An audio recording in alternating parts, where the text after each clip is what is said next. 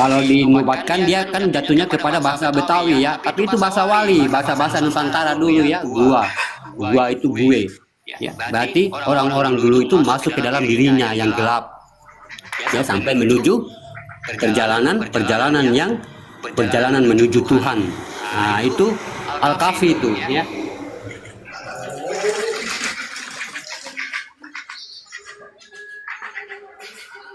Makanya gua itu dinobatkan jatuh pada orang-orang Betawi. Sebenarnya itu bukan bahasa Betawi, bahasa Nusantara ya. Bahasa para wali-wali dulu. Gua itu gue gitu.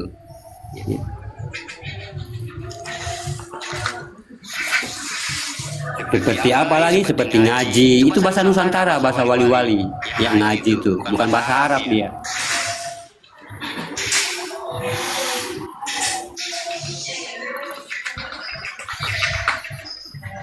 Ya mungkin nggak ada yang mau bertanya, atau yang ada yang mau bertanya ke diri juga. Iya, ke diri juga Bang Geget. Ya, ya sama ke diri juga tuh. Mungkin Bang Geget atau yang lain yang di bawah tuh yang ada yang mau bertanya, silakan.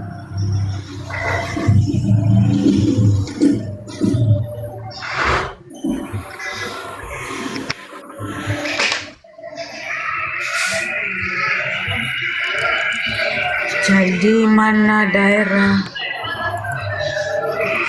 Oh, jadi nama daerah, iya. Iya, jadi nama daerah. Benar. Iya. Karena kita ini kan penghuninya para wali-wali ya, Nusantara kita ini penghuni para wali-wali. Ya, makanya Islamnya tuh luas di Indonesia ya. Islam yang paling terbesar di seluruh dunia. Karena apa? Ya, yang menyelimuti Indonesia ini, Nusantara kita ini para wali. Ya. Para wali, makanya kita ini Islamnya Islam Nusantara ya, Islam Nusantara, Islam bertauhid namanya, Islam bertauhid.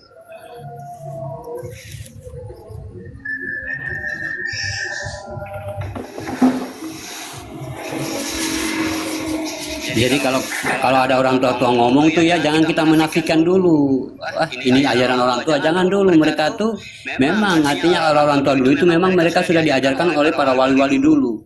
Ya. Dan buktinya mana ya? Buktinya para wali-wali dulu itu kan artinya meninggalnya bagaimana? Ya, mereka itu kan artinya meninggalnya bagus-bagus ya, baik-baik ya. Makanya ajarannya seseorang itu dilihat dari sakaratul mautnya, sahabat beriman. Kalau ilmunya benar, sakaratul mautnya juga benar. Tergantung dari ilmunya. Ya. Jadi bagaimana ilmu ini menjadi kebiasaan bagi diri kita. Ya, pemahaman ini menjadi kebiasaan kita. Ya. Karena dia akan menampakkan kebiasaan ya. Dia akan menampakkan kebiasaan. Makanya saya katakan tadi, kalau ilmu kita sudah baik, pastinya sholat kita baik. Yang dihisab adalah sholat kita ya, sholat kita udah baik karena kebiasaan kita udah baik ya, gitu.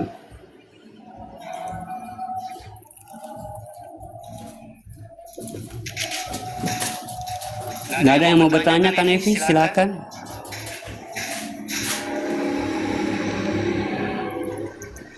Waalaikumsalam Bang Taufik. Waalaikumsalam warahmatullahi wabarakatuh, Bang Taufik.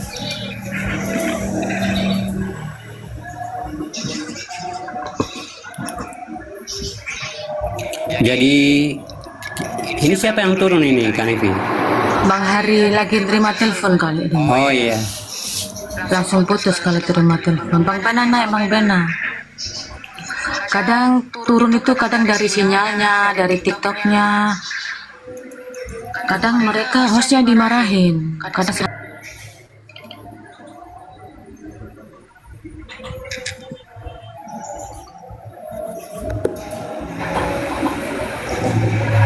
Assalamualaikum warahmatullahi wabarakatuh. Nyimak izin nyimak. Iya, alhamdulillah. Di sini aja ya. Di sini kita sama-sama belajar.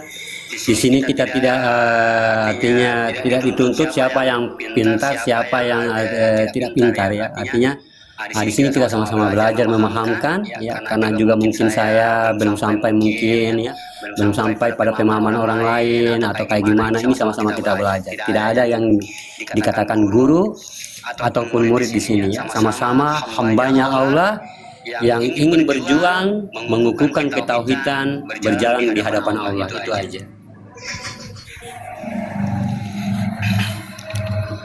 Jadi ada hal yang penting-penting kita ketahui, kalaulah kita hanya menjalankan segala keinginan dengan segala cara, itu tidak akan pernah mungkin sampai ke sisinya, sahabat beriman. Ya, kalau kita tidak memiliki dasar-dasar tauhid, ya, Islam kita ini Islam tauhid. Apa tauhidnya? Syahadat, ahada, ahad. Itu tauhid, sahabat beriman. Saya ulangi, syahadat, ahadiyah, ya, ahad, ya, syahadat, syahadah, ahad. Tafrid harus mengalami, ya, dan tajrid harus merasakan. Nah, itu yang dikatakan tauhid. Ya, makanya dikatakan la ilaha illallah. Itu sudah kita berikrar tuh, tiada Tuhan selain aku. Jadi tujuan Islam ini adalah mendirikan sebuah hakikat, ya, untuk bernilai ibadah. Nah, inilah Islam kita, sahabat beriman, ya. Inilah tujuan Islam di seluruh dunia juga, ya, di seluruh Indonesia juga, ya, mendirikan sebuah hakikat untuk bernilai, artinya ibadah. Ada beberapa hal yang wajib kita ketahui, ya, malah ini wajib dari segala yang wajib, yaitu mengenal yang artinya kehakikatan bertuhan.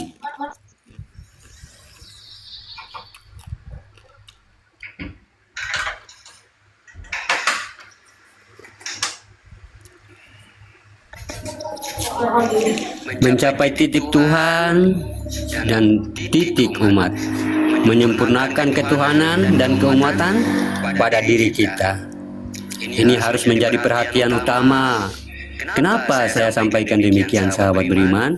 Kalau kita mengaji bentuk ibadah, hakikat syariat, sementara uluhiyahnya ibadah, pangkal pokoknya ibadah, kita tidak tahu.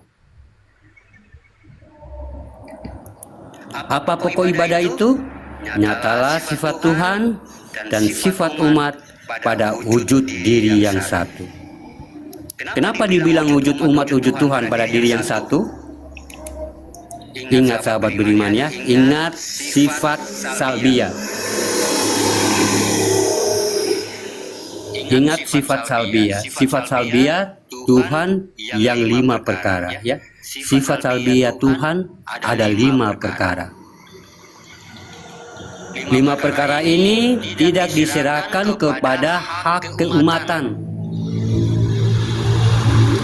Tidak diserahkan, sahabat beriman, ya. Qiyamu binafsihi, ya, kidam bakonya tidak diserahkan. Allah tidak serahkan. Itu sifat tidak boleh dipakai oleh keumatan. Makanya dikatakan aku adalah aku yang ingin menjadi Tuhan, maka aku jadikan umat, dan aku ingin dipanggil dengan nama Allah. Ini kudsi, ya. Ini kajian tauhudun, ya. Ini kita sudah memasuki tauhudun, bukan tauhidin, ya. Tauhudun itu menceritakan tentang yang satu, sahabat beriman, ya. Kalau tauhidin itu masih menceritakan tentang bagaimana Adam, bagaimana Muhammad, ya, bagaimana Tuhan. Tapi kalau tauhudun menceritakan yang tentang yang satu. Kalau tauhidin itu iman, ya. Waalaikumsalam warahmatullahi wabarakatuh. Kalau tauhidin itu iman, ya.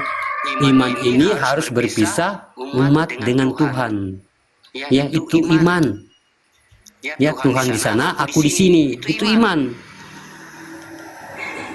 ya. Umat beda, Tuhan beda, itu iman, itu tauhidin, ya. Kalau tauhudun,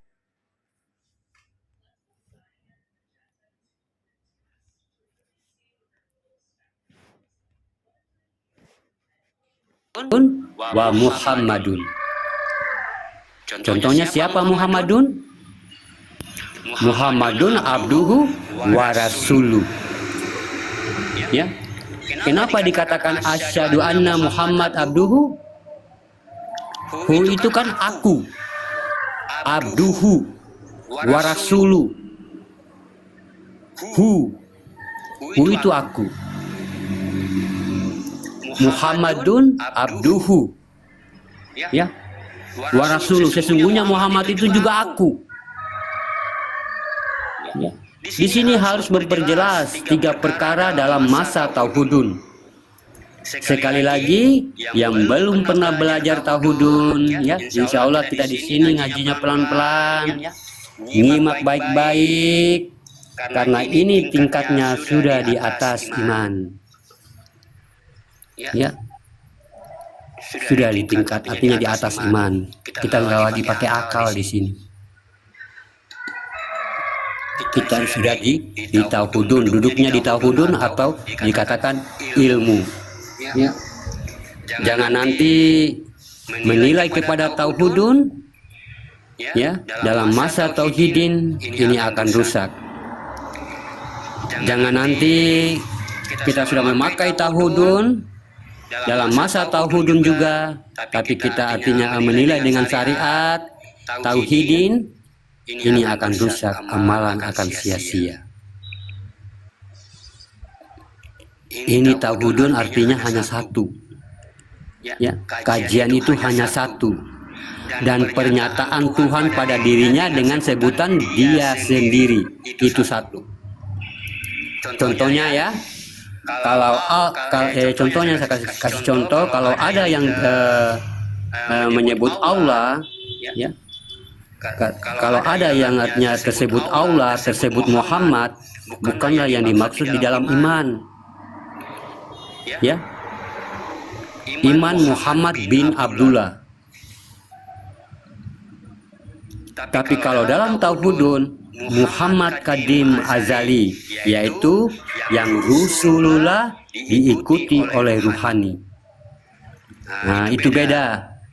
Jadi jangan pencapaian umat dan Tuhan tadi ya. Kalaulah ini gagal sahabat beriman ya, kita tidak mendapatkan siapa umat pada diri dan siapa Tuhan pada diri. Maka semua akan sia-sia ya, tidak bisa kita mentajalikan diri kita. Tidak mampu. Ya. Makanya dikatakan Dia Tuhan. Allah itu kan bersifat salbiyah. Ya. Nah, Dia dikatakan Tuhan, Allah itu bersifat salbiyah. Pencapaian ketuhanan pada dirinya sendiri. Ya. Makanya Dia katakan, aku juga yang akan menjadi Tuhan, maka kujadikan umat. Dalam kudsinya, umat sifatku sendiri. Itu sifat kehambaan bagi diri kita, makanya saya jelaskan tadi. Bagaimana kalau kita sholat? Nah, di situ kita apakah mampu mendirikan sebagai Tuhan untuk diri kita sendiri? Dan yang menyembah adalah sifat kita, artinya sifatnya. Nah, gitu sahabat beriman ya. Umat itu sifatku sendiri. Inilah yang harus dikatakan tauhudun tadi. Berbeda dengan tauhid, ya, tauhidin. Tauhidin itu sama dengan tauhid.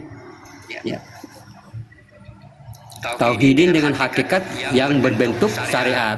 Ya, tauhidin itu kalau dengan hakikat dia masih berbentuk syariat, masih pakai akal. Ya, masih pakai akal. Kalau tauhudun ya, itu sebagai tuangan siriah, ya, tuangan siriah dalam bentuk ilmu. Jadi dengan kita menyatakan satunya Tuhan tadi, kita harus bisa membedakan. Kodrat pada pernyataan dirinya sendiri, ini namanya tauhudun. Kenapa? Mencari nama, mendapatkan sebuah kodrat. Kalau dalam masa tauhudun, ini pencapaian titik Tuhan yang dikatakan Hu. Ya, mungkin kita di sini sudah tahu artinya Hu ya. Hu itu aku ya. Ya, jadi kalau dalam masa tauhudun ini pencapaian di titik Tuhan yang dikatakan aku. Maka dikatakan Ya, sembahlah aku, sujudlah kepadaku, mintalah doa kepadaku, semua aku. Kalau kami itu, kalau dalam Al-Quran kami itu, dia menyatakan tiga, tapi tidak termasuk yang satu, berarti cuma dua yang dimaksud. Kami itu tidak melebihi dari tiga, tapi yang satu ini tidak diajak bicara. Nah, cuma satu yang diajak bicara, berarti mereka dua. Dia dengan sirnya ngomong tuh, ya. Dirinya dengan sirnya sendiri ngomong, tidak diajak bicara dengan yang satu ini, yaitu apa? Keakuan. Makanya dikatakan kami itu artinya sifat junjungan, ya, sifat junjungan yang tinggi. Nah, itu kami. Kalau dalam Al-Quran ya, aku, kamu, ya. Nah, dia itu bukan menunjuk kepada yang sana, ya, gitu. Dia itu yang mana di dalam diri kita, ya. Nah, makanya dikatakan yang Tuhan itu aku, yang Tuhan itu hu atau aku. Karena akulah yang ingin menjadi Tuhan, maka aku jadikan umat. Ya, siapa umat yang dijadikan? Nah, ini yang diasmakan. Ya, ini yang diasmakan sifat yang bernama Muhammad. Ya, Muhammad itu adalah suatu sifat bagi Allah, ya. Nah, makanya Al-Quran itu diturunkan, disyafatkan kepada Nabi Muhammad. Nah, Muhammad itu membawa nama sifatnya Allah. Nah, makanya Al-Quran itu tentang perjalanan sifat Allah dengan Allah itu sendiri. Nah, gitu, ya. Nah, mau apapun tuh, mau Ibrahim, itu semua sifatnya Allah. Ya. Ibrahim itu apa yang Ibrahim? Mana yang Rohim tuh? Mana yang Alif Ba tuh? Alif Ba langsung ke Rohim itu mana? Nah, itu Ibrahim, ya. Mana yang Isa alaihissalam itu? Yang Alif Sin, ya, yang Alif Sin A tuh. Ya.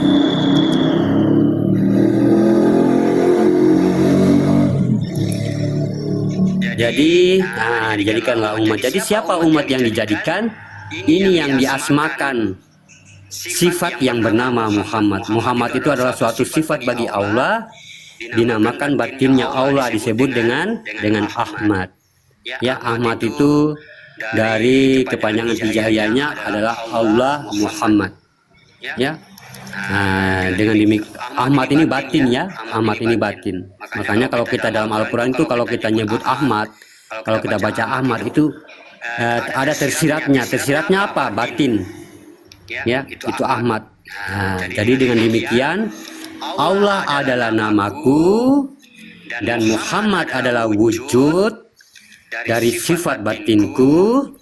Ya, nah, saya ulangi, Allah adalah namaku dan Muhammad adalah wujud dari sifat batinku sendiri yang kujadikan, ya, utusan sebagai umat, Ruhul Azoma Rasulullah, dan yang kelihatan ini siapa? Nah, jadi dengan kita sudah paham bahwasanya pencapaian kata Tuhan dalam sebutan Allah adalah nama, ya. Sementara kodrat dari nama itu adalah hayatnya Allah, yaitu Rasulullah atau nyawa kita. Nah, ini yang dikatakan ruh yang memuji, ya, ruh yang memuji. Inilah ruh yang memuji, ya, sekian beribu-ribu tahun, ya, dia nyaman, ya, kepada Allah, ya. Hari itu dia belum kelihatan, ya, nyaman, dia cuma bertasbih kepada Allah, memuji kepada Allah, subhanallah, subhanallah, ya. Saat dia belum diturunkan ke alam dunia, ya, dia belum kelihatan, nyaman kepada Allah, ya. Nah, makanya bayi itu dilahirkan nangis, ya. Nah, nangis karena apa? Dia melihat perubahan dirinya sudah memiliki jasad. Nah, makanya dia manggil zatnya, ha huwa, ya. Huwa itu aku, ha itu zat, ya. Nah, itu disebut dengan Muhammad, ya. Nah, kalau bukan engkau Muhammad, tak akan kuciptakan langit dan bumi, ya. Jadi hayat yang memuji dirinya sendiri itu dinamakan diri sifat bagi dia, itulah Muhammad. Ahmad adalah kesatuan batin Allah. Tidak mungkin Allah Muhammad kodrat, makanya sifat. Gak mungkin dipisahkan antara wujud dengan wujudnya. Ya, tidak mungkin zohir kita ini terpisah dengan nyawa kita ya. Itu yang dikatakan Ahmad. Ya, Ahmad itu batinnya Allah ya. Batinnya Allah yang nampak, inilah kita ya.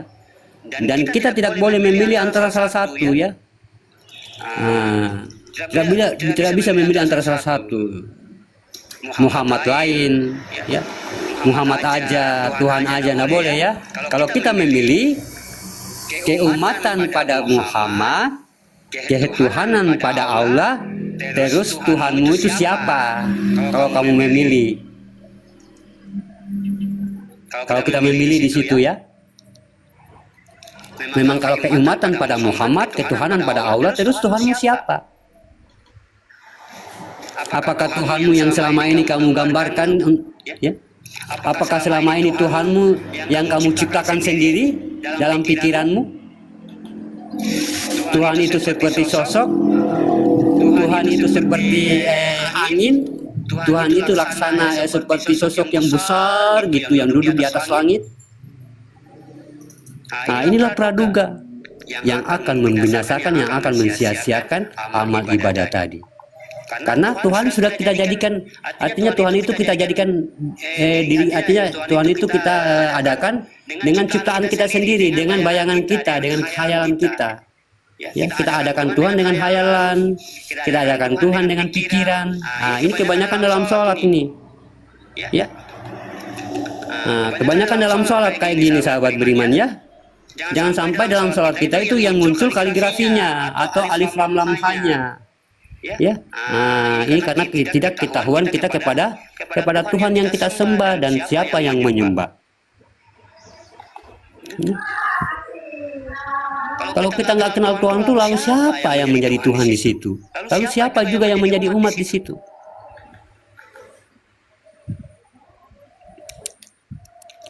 Jangan kita memilih-milih ya, jangan kita milih-milih, tapi kita harus mampu mendirikan antara keduanya. Ya. Hamba bagi diri saya sendiri dan Tuhan bagi diri saya sendiri. Ya, mana Tuhan, mana ilah bagi diri saya sendiri? Itulah nyawa yang mampu menguasai diri kita, yang mampu menghidupkan kita, yang mampu juga mematikan kita. Ya, itulah yang harus menguasai diri kita, sahabat beriman ya. Makanya saya katakan Allah adalah nama. Ya, nama dari Tuhan. Ya, nama dari Tuhan. Sementara Tuhan adalah aku, Allah.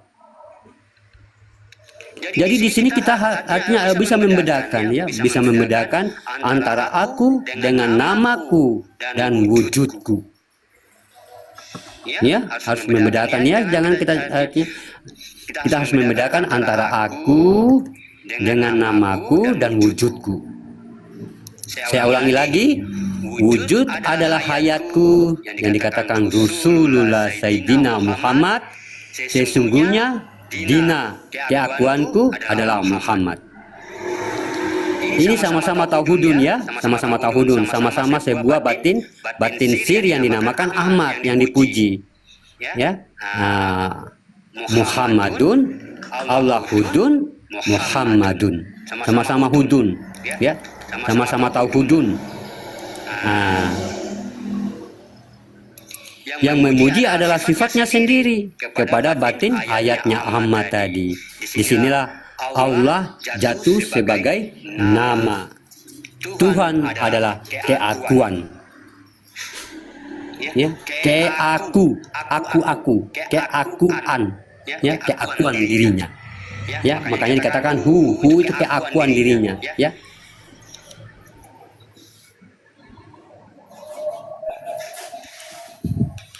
Jadi Allah itu zat ya, Allah itu zat, memang benar Allah itu zat ya, Allah itu zat, tapi Allah zat itu bukan Tuhan ya, Allah itu zat, Allah itu nama. Kalau menyebut dalam tingkat sebuah kodrat ya, harus ada dasar makom kajinya ya. Umpama kita bercerita tentang kodrat diri atau alam ini, ya, versi penyebutan, versi kodratnya, karena ada di mana-mana, ya. Zat juga ada di alam, zat juga ada di dalam, pada diri, ya. Zatnya juga itu ada pada diri kita. Zat juga ada di antara alam dan diri. Nah, ini namanya zat Allah.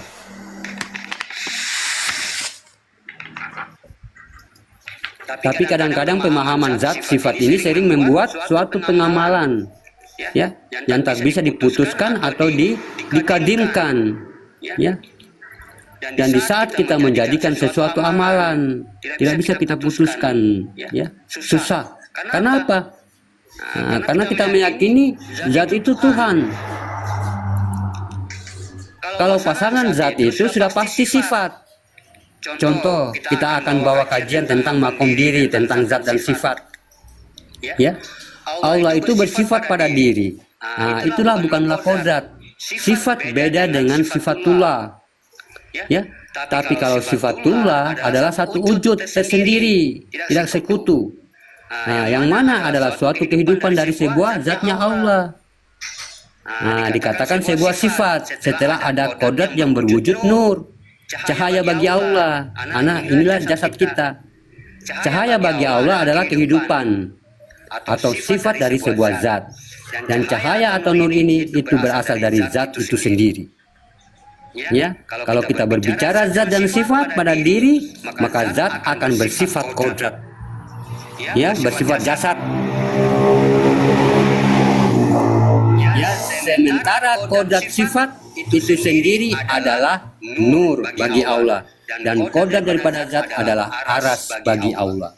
Ya. Makanya Allah katakan dalam kursinya, jangan berzikir pada zatku, ya, tapi berzikirlah pada sifatku. Ya. Jadi kalau dibawa pada kaji diri, arasullah kutsi Allah. Aras Allah ini zat, ya. Kutsi Allah ini sifat atau nur. Maka dari kodrat-kodrat Allah pada diri, zat ini adalah artinya raganya Allah. Ya, sebuah kodrat yang berasal dari sebuah kunah. Kunah itu adalah kejadian atau zat yang dijadikan. Dan nur disebut dengan sifat atau kunal. Kunal ini adalah zat yang dikodratkan pada alam. Makanya kun fayakun. Ya, alam diri adalah nur, alam nur adalah zat, alam zat adalah batin, alam batin adalah sir. Kalaulah kita menjadikan hayatullah, Allah jadikan kehidupannya adalah hayatullah. Sebuah hayatullah, keinsanan bagi diri manusia. Seandainya ada zat, ada nur atau sifat, tapi tidak ada hayat di situ, maka sifat tidak bisa berbuat dan zat juga begitu. Ya, makanya sudah sempurna kejadiannya, maka kutiupkan ruhku, maka tunduklah kamu kepadanya. Kenapa? Sudah bergerak, sudah ada hidup di situ. Ya, jadi ada hayat, ada sifat, ya, ada zat, ada hayat, ada sifat, ada zat. Kalau belum ada hayat di situ, zat dan sifat juga nggak bisa berbuat apa-apa. Ya, maka dikatakan setelah hayatullah datang, bersifat Allah pada diri kita, maka naiklah diri sifat.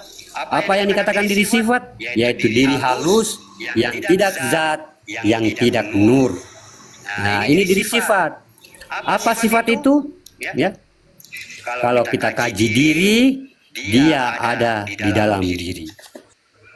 Kaji diri di dalam diri itu namanya kaji sifat. Tapi kalau mengkaji diri, akan ada ruhani dan nurani. Itulah yang dikatakan zat dan sifat. Tapi kalau kita mencari diri dalam diri sesuai apa yang dikatakan Allah, ya, ada di dalam dirimu sendiri, kenapa engkau tak lihat? Ya, wa fi anfusikum afala tubsirun. Inilah diri sifat berada dalam diri. Setelah kita mendapatkan diri sifat yaitu nur,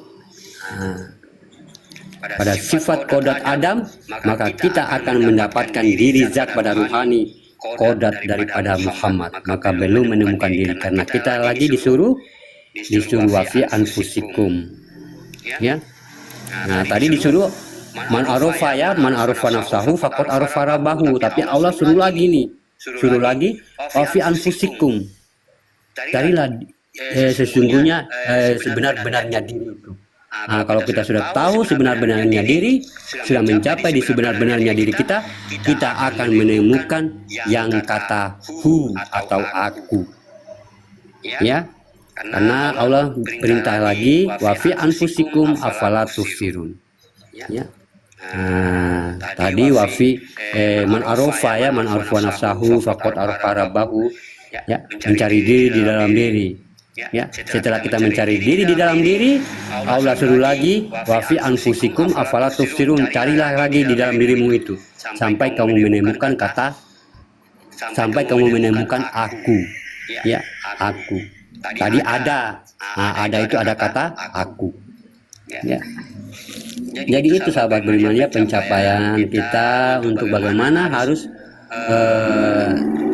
benar-benar, ya, benar-benar jangan kita bergantung kepada zatnya, ya. Kalau kita bergantung kepada zatnya, kita akan kembali, yang akan menjemput adalah bukan Tuhan, ya, bukan, artinya bukan apa yang kita inginkan adalah zat, ya. Kita akan hanya sampai kepada zat. Kalau kita yakin kepada sifatnya, kita akan hanya disampaikan kepada sifatnya. Tetapi kalau kita sampai kepada Tuhan itu sendiri, kita akan berjumpa dengan Tuhan, ya. Amin. Subhanallah. Lanjut.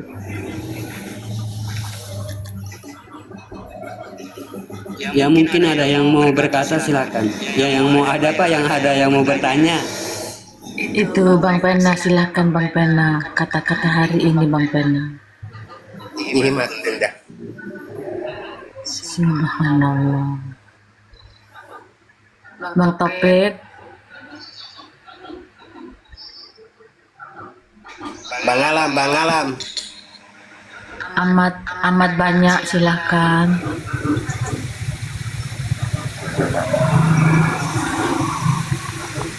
Ada pertanyaan sementara.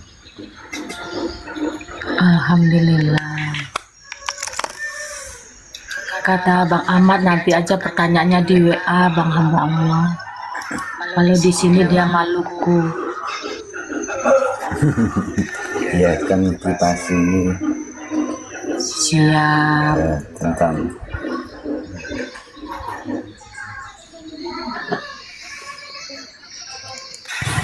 Mungkin Bang Yani, mana Bang Yani?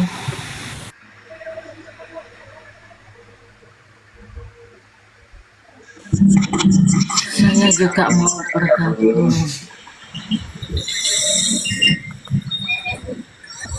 Kalau di WA itu tidak ada kata-kata, tidak ada huruf, bisa nggak di situ bergabung? Sudah tinggi itu. Alan aja belum bisa dia.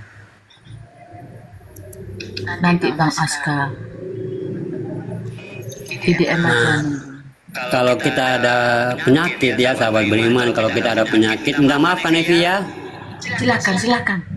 Nggak apa-apa. Ya, kalau kita ada penyakit, ya, mungkin penyakit batin, penyakit stres, atau penyakit asam lambung, anxiety, Sakit kulit.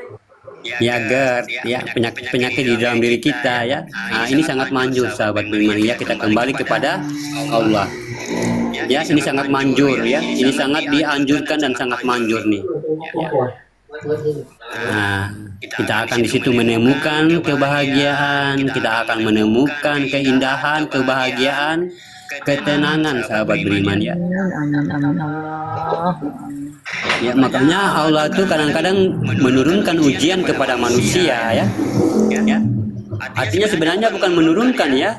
Ya, ujian itu bagaimana dari perbuatan kita. Nah, cuma bagaimana Allah ini memberikan isyaro, ya. Daripada itu biar kita itu kembali kepadanya, ya. Biar kita itu curhat kepadanya, biar kita itu curhat ngomong kepadanya, ya. Kalau curhat kepada orang lain ya tentunya orang lain ini cuma cukup mendengarkan, palingan 2 hari 3 hari udah lupa. Ya tapi kalau kita macam ada masalah ya, mungkin kita ada lagi penyakit ya, kita harus kembali kepadanya, nanya di dia ya. Kita nanya kepada dia, kita mengeluh kepada dia, kita curhat kepada dia. Kalau kita terapikan sahabat beriman ya, insya Allah kita akan sembuh. Ya. Kita akan sembuh. Siapa yang tidak mampu mengobati? Ya. Tidak ada kata-kata bilang itu Tuhan itu tidak mampu mengobati. Ya, Tuhan mampu dalam segalanya. Ya, ini sangat maju sahabat beriman ya. Ini untuk artinya bagaimana obat batin sih. Ya karena apa? Penyakit itu dari batin. Kalau batin kita ini kotor sahabat beriman ya, dia akan mudah mempengaruhi pikiran kita. Pikiran inilah yang 98% itu mendatangkan penyakit bagi kita. Tapi kalau batin kita ini sudah bersih, batin kita ini sudah tenang, nah dia akan mempengaruhi pikiran kita. Pikiran kita akan merasa tenang. Ya makanya manusia itu tidak sadar ya, yang mendatangkan penyakit itu siapa sebenarnya? Ya mendatangkan penyakit itu keakuan diri kita, pikiran kita tadi itu selalu melebih-lebihkan. Ya, sifat buas, keangkuhan, keegoisan itu yang membuat kita pikiran kita sehingga kita ini berpenyakit ya. Nggak ada kepuasan. Nah, tiba-tiba kita salahin pula Tuhan tuh, salahin pula ujian, salahin pula takdir, salahin pula ya padahal dari diri kita sendiri. Coba bawa diri kita itu dalam ketenangan, kembali kepada Dia. Ya. Kita memandang tubuh zahirnya ini sambil kita memunajatkan dalam diri kita. Ya. Pandang tubuh zahirnya ini sambil kita bermunajat di dalam diri kita.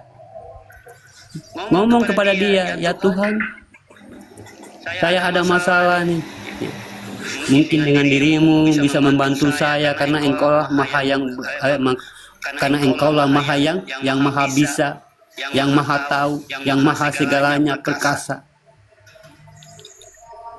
Mungkin kita lagi sholat tahajud, kita ngomong kepada Dia. Kalau kita terapikan sahabat beriman ya batin ini, ya mungkin kalau cuma sekelas-kelas tumor ya itu hilang.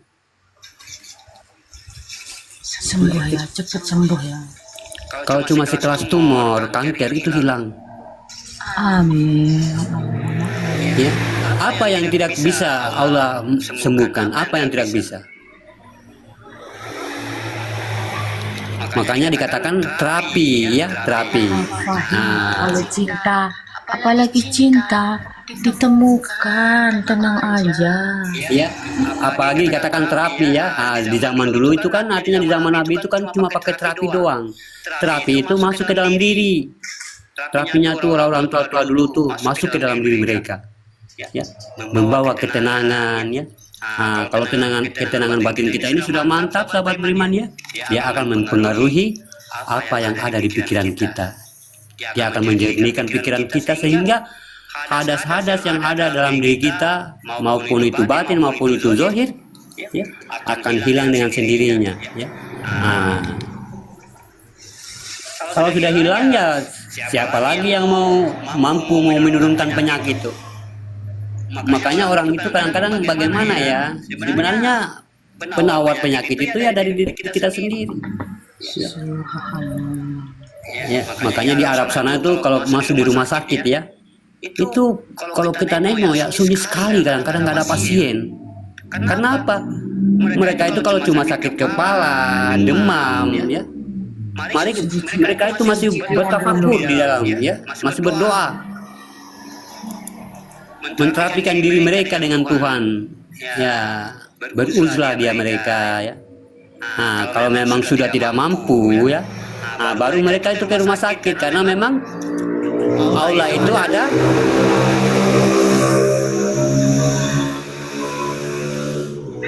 ya, karena Allah itu dia memiliki sifat mu'at ya, artinya sifat mu'at itu dikatakan ikhtiar ya, kita berusaha juga berikhtiar. Nah, itu sifatnya mu'atnya Allah.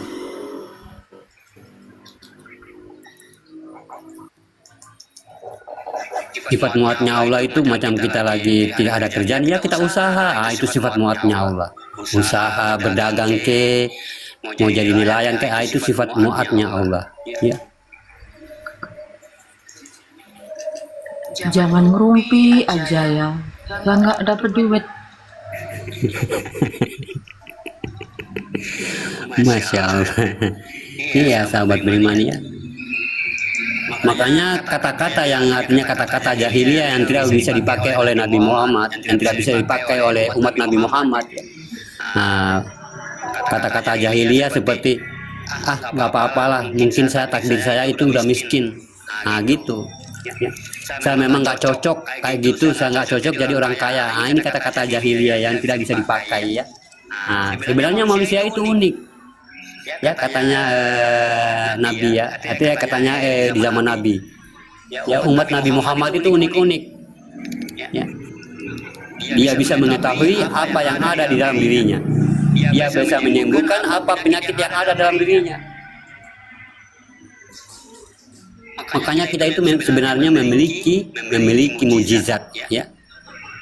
Sebenarnya manusia itu memiliki mujizat,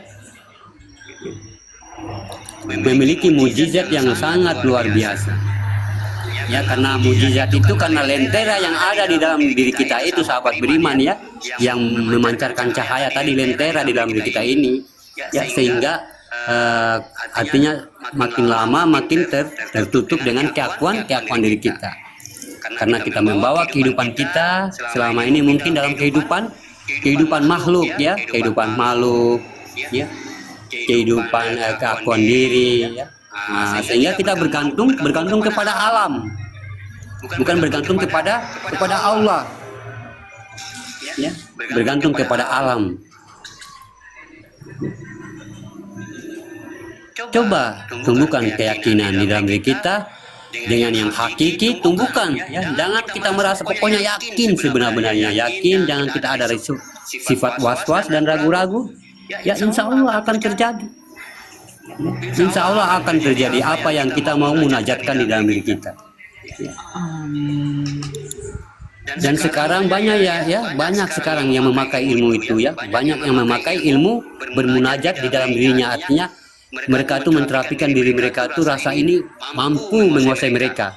Banyak yang menyelamatkan sekarang orang-orang yang penyakit-penyakitan. Ya banyak sekarang sudah dibuktikan. Berarti Al-Quran itu adalah artinya sesuatu yang benar, atau memang dari perkataan Allah atau kalamullah.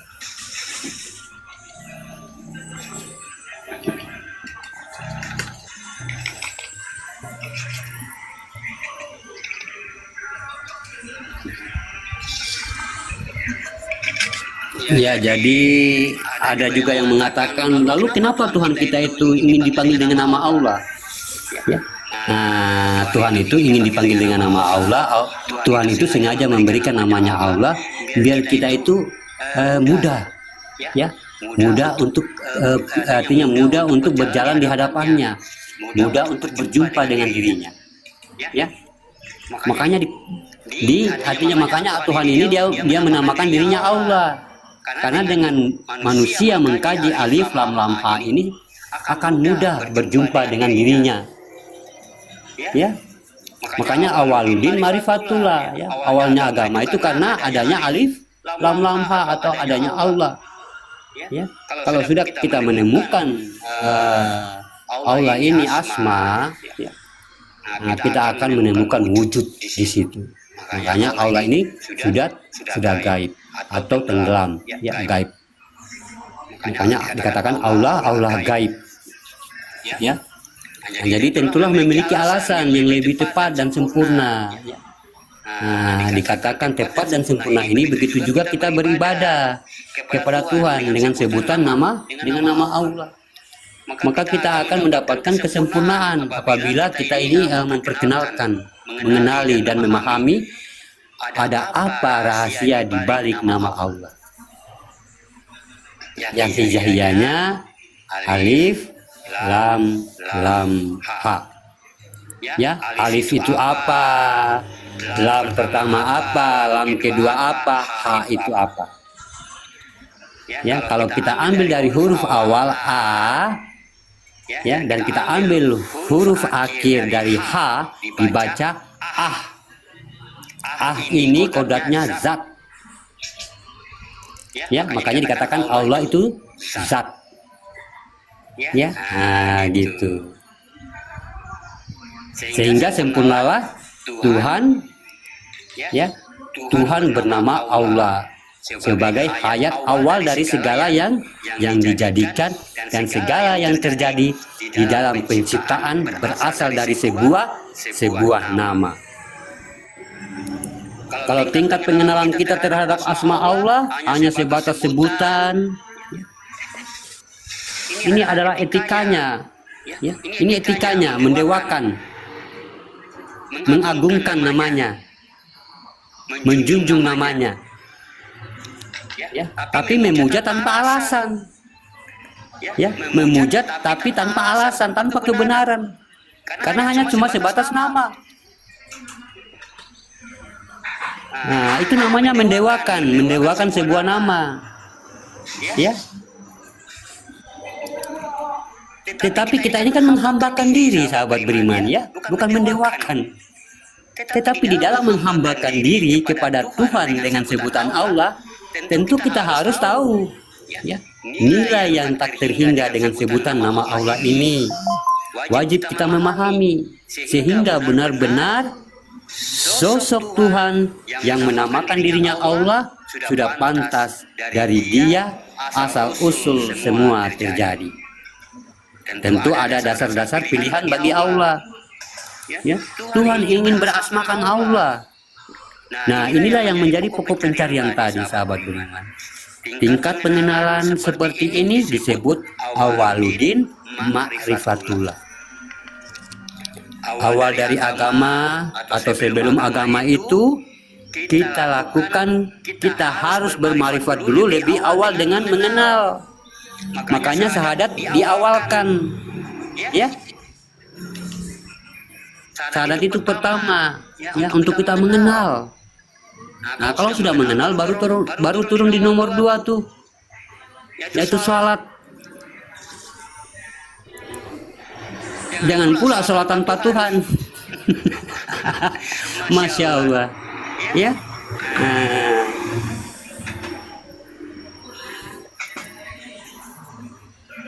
alhamdulillah, ya. Kalau dia ngaku yang sholat, ya itu yang ngaku Tuhan. Iya. Makanya sahabat beriman, besarnya kerajaan ketuhanan dengan nama Allah, inilah yang membuat ketaklukan kepada akal,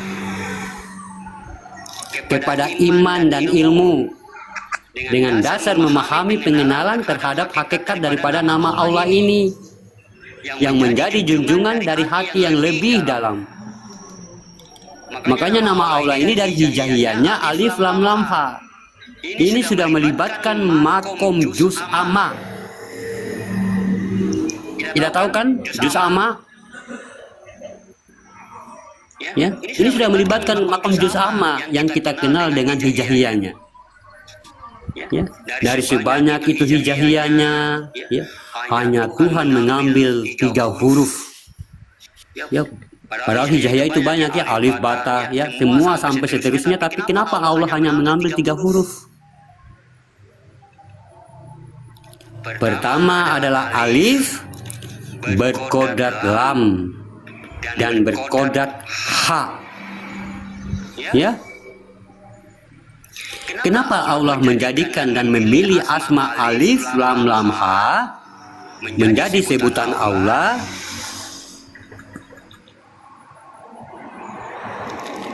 Ya, insya Allah di sini kita akan berbagi wawasan sedikit, ya, tentang bagaimana tajalli kerahasiaan dari usul nama dan asalnya, ya.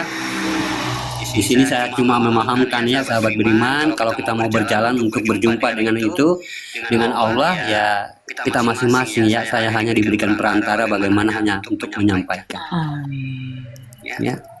Karena kita berjumpa dengan Allah itu masing-masing. Saya nggak mungkin mau antar sampai ke Allah tuh, ya. Nah, Jadi jauh ya, jauh sebelum wujud Tuhan itu menjadikan segala kehendak pertama dan dalam menjadikan kehendak dari 4 perkara. Ya, sebelum Tuhan ini menjadikan ya, menjadikan segala kehendak. Ya, masih jauh tuh. Ya. Masih jauh tuh keinginan Allah ini mau menjadikan bumi. Masih jauh tuh Allah itu mau menjadikan langit. Masih jauh tuh Allah itu mau menjadikan manusia. Masih jauh tuh Allah mau menjadikan makhluk seperti jin, setan, pokoknya semua. Ya masih jauh. Dia pertama dia menjadikan 4 perkara. Ya, dia menjadikan 4 perkara dulu. Apa 4 perkara? Sebagai alas, ya, alas atau dasar. Ya, alas atau dasar. Dasar ini nanti akan menjadi semua terjadi tuh. Ya. Nah, contohnya kita lagi mau bikin roti. Roti ini apa yang bisa membuat artinya kita membuat roti dari tepung terigu. Ya. Apa yang membuat dari tepung terigu itu bisa menjadi roti kalau nggak ada satu bahan. Ya, kalau nggak ada satu bahan ini dia nggak bakalan jadi roti. Ya, nah, kayak gitu tuh. Berarti dia harus ada alasnya dulu sehingga bisa menjadi roti. Nah, termasuk terigu, apalagi mentega, telur, mungkin apa lagi ya, tapi ya gula. Nah, tapi ada satu yang menjadikan semua itu terjadi. Ini ya satu bahan yang bisa akan menjadi roti, tepung ini menjadi roti sama dengan itu ya.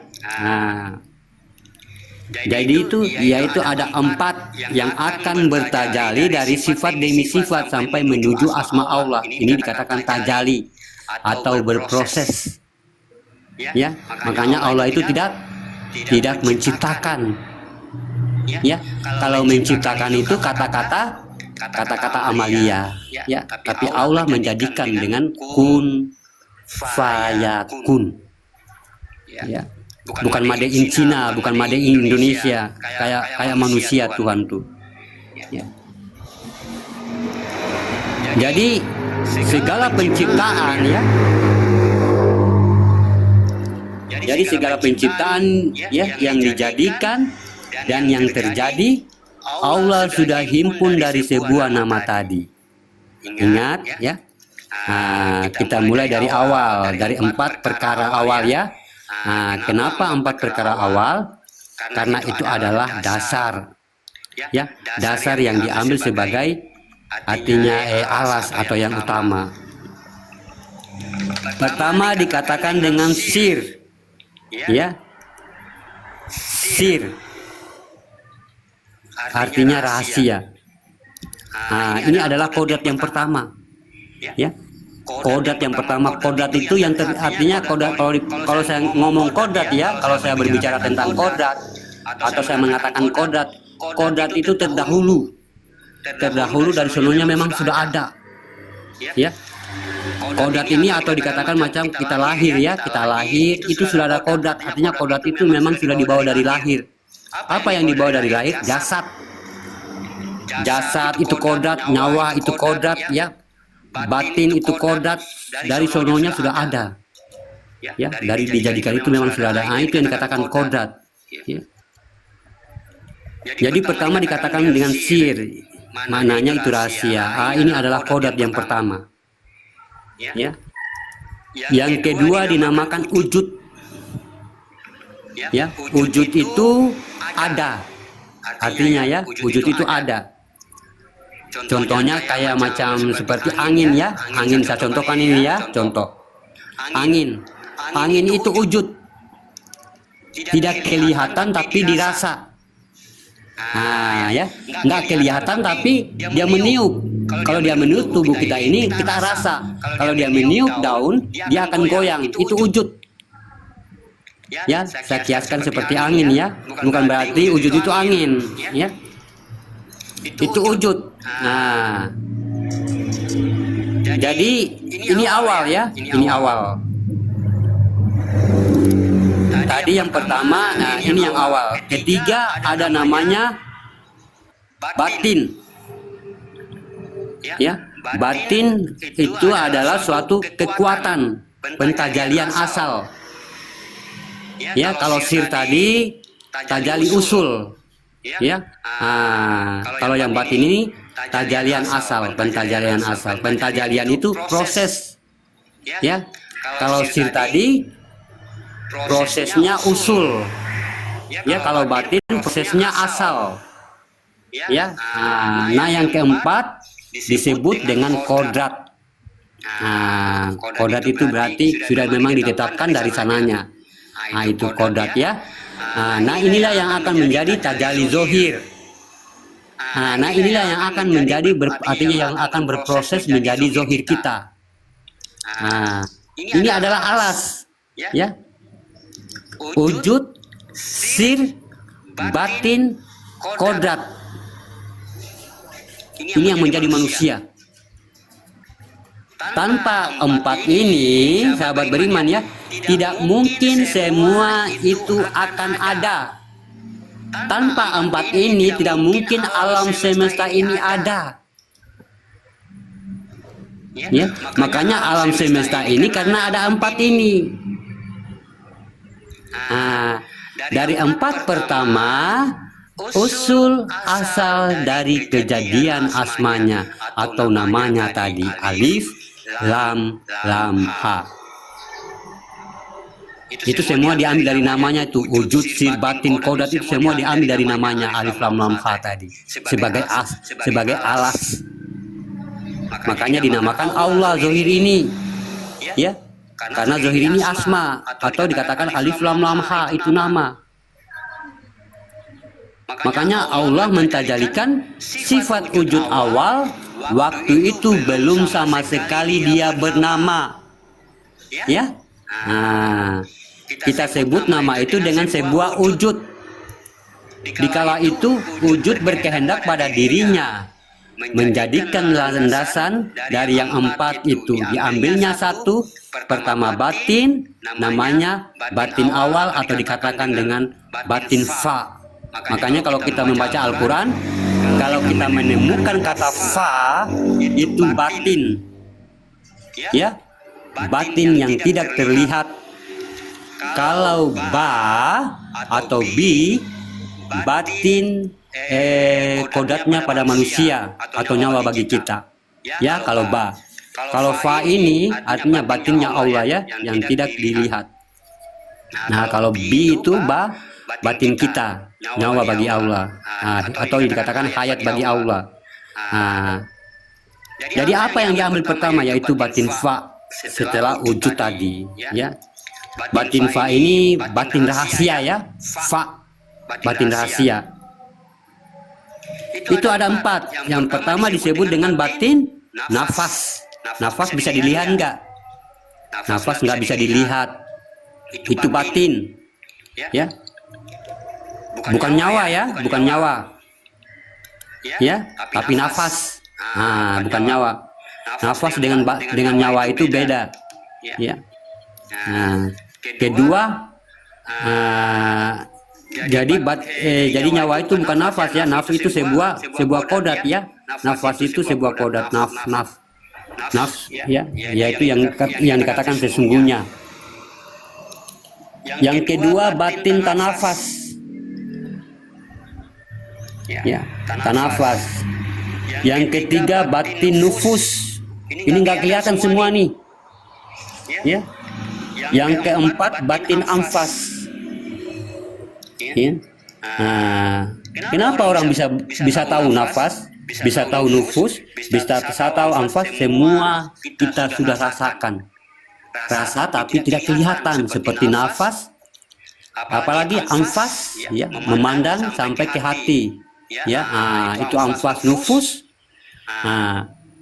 ya, bergejolak nafsu ya, itu kita nggak kelihatan tapi kita rasa. Makanya ditahu ya, tapi nggak kelihatan. Keempat batin anfas. Jadi kalau empat batin ini kalau kita amalkan ya, dawamkan untuk kita mengenal ya, kelebihannya sama dengan membuka 7 sifat batin. Ya, ini luar biasa kalau kita membukanya. Ya, kalau ada yang mau mengamalkan ya. Nah, ini sangat luar biasa kelebihannya ini nafas.